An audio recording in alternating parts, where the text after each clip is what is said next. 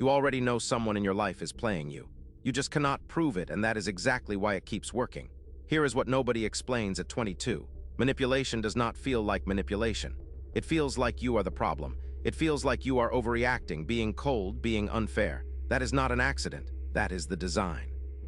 By the end of this video, you will understand the 4 dark moves that break a manipulator's frame in real time. Not with confrontation, not with drama, but with mechanics they cannot counter. Stay to the end. The last move is the one most people skip, and it is the one that actually flips the power for good. 2 things I want you to hold on to before we start. First, why manipulators specifically target people in their early 20s. Second, the one word you are using every day that keeps handing them the frame. We will get to both. Robert Greene put it in one line: he who controls the frame controls the interaction. A frame is the invisible rulebook of the conversation. Who is the authority? Whose approval matters? Who owes who? Most people never notice frames exist. Manipulators notice nothing else. Here is the uncomfortable part. Between 18 and 25, your identity is still liquid. Psychologists call it identity foreclosure, the phase where you have not yet locked in who you are, so you outsource the definition to whoever speaks with the most certainty. Manipulators can smell this from across a room. They are not attracted to weakness. They are attracted to unfinished people, because an unfinished person can be shaped. That coworker who always makes you feel like you owe them. That friend who reframes every disagreement so you end up apologizing. That partner who somehow always turns your boundary into their wound. None of that is random. They are running a frame on you, and the reason it works is that you keep responding inside their rules instead of rewriting them. Machiavelli wrote that men in general judge more by the eye than by the hand. Translation: people accept whatever reality is presented with confidence, because verifying it costs energy they will not spend. Manipulators exploit this by presenting their version of events first, loudest, and with zero hesitation. You then spend the next hour defending against a story you did not agree to be in. But that is only half of it, because there is one word you use constantly that hands them the frame before the conversation even starts. We will get to that word in a moment, and it is going to sting. The word is sorry, not the genuine kind, the reflex kind. The one you say when someone bumps into you, the one you open messages with, the one you drop into arguments to lower the temperature. Every reflexive sorry is a tiny frame surrender. You are preconceding that the burden of repair is yours. Manipulators track this signal like a shark tracks blood. If you apologize for existing, you will apologize for being manipulated too. If this is landing, save this video. You will want to come back to this one because the next 3 moves only work once you stop leaking status through language. Now here is the counterintuitive part. You have probably been told the way to handle manipulators is to confront them. Call them out. Set a boundary. That advice is not just wrong, it is the exact response their frame is engineered to absorb. Confrontation gives them ammunition. It lets them play the victim of your aggression. It flips the story so you are now the unstable one. Dark triad researchers, the psychologists who study narcissism, Machiavellianism, and psychopathy as a personality cluster, have documented this repeatedly. High Mach individuals thrive on emotional reactivity from their target. Your outburst is not a threat to them. It is fuel. So the goal is not to fight the frame. The goal is to make the frame collapse under its own weight while you stay unreadable. That is what these next 4 moves do. Each one is designed to look like nothing from the outside and feel like an earthquake to the person running the tactic on you. Drop this in the comments before we continue. Have you ever left a conversation feeling like you lost, but you cannot even explain what you lost? That feeling is the frame. Once you can name it, you can kill it. Move 1. The name the game move. When a manipulator runs a tactic, guilt trip, silent treatment, moving goalposts, you calmly narrate it out loud in neutral language. Not accusation, description, something like interesting, so the rule just changed. Or so we went from A to B in one sentence. Want to walk me through that? You are not attacking them. You are turning on the light. This taps into a principle behavioral psychologists call metacommunication, talking about the conversation instead of inside it. Manipulators cannot survive metacommunication.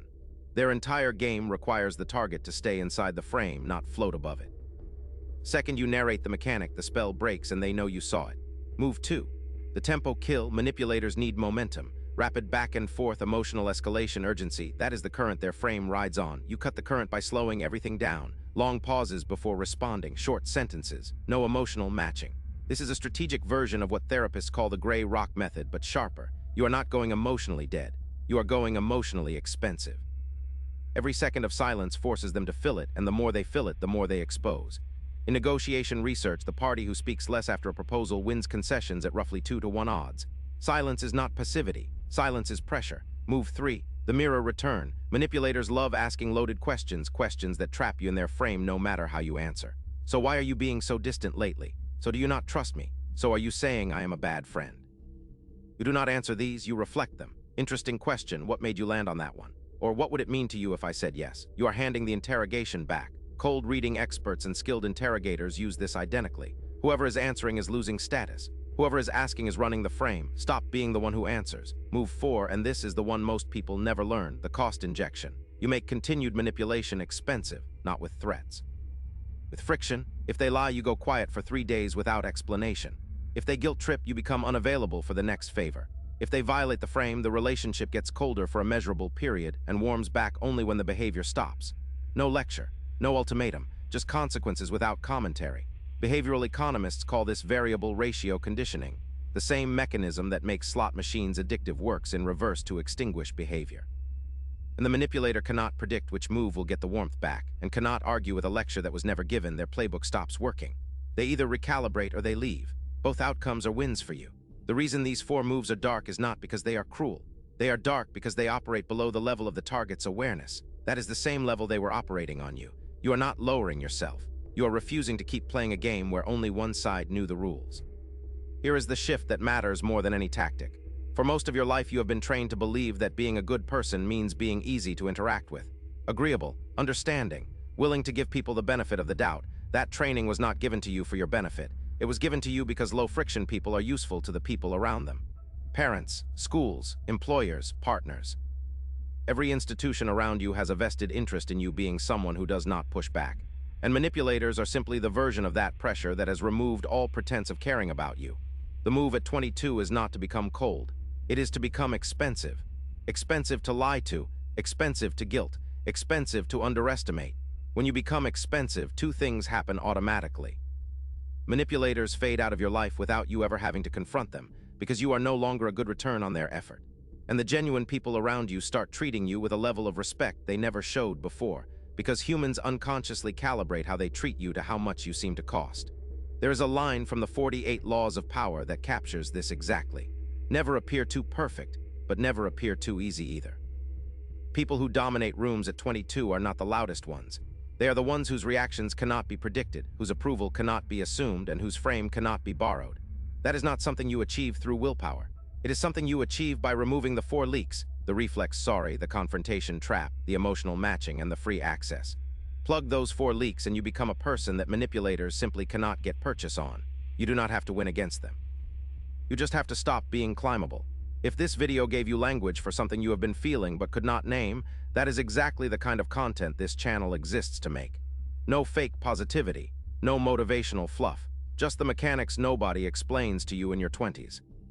Subscribe and hit the bell icon so you never miss a drop, because the next ones are going to go deeper into the exact psychological principles the people above you are already using on you without permission. Leave with this. Every interaction is a frame. Somebody is setting it. If it is not you, it is them. And at 22, you're being handed frames constantly, by bosses, by dating apps, by friend groups, by family, by strangers with strong opinions. You do not have to fight every one of them, you just have to notice they exist. Because the moment you can see the frame, you stop living inside it. That is the whole game. One thing to hold on to. You are not paranoid. You are pattern recognizing. The people who told you that you were overthinking were the ones who benefited from you not thinking at all.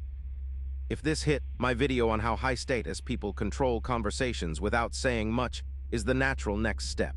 It goes deeper into the tempo and silence mechanics we only touched on today, and it will make everything you just heard sharper.